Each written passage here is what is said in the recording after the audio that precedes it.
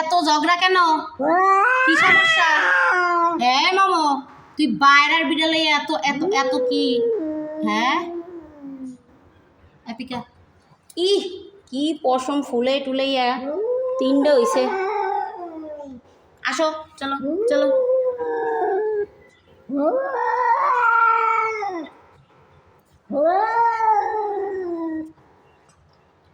আসো।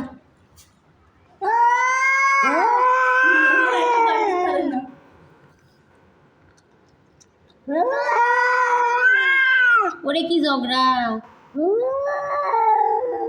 তুমি ওর এলাকায় আসছো কেন? এটা পিকাচুর এলাকা, বুঝছো? আবার কথা কই, এটা পিকাচুর এলাকা।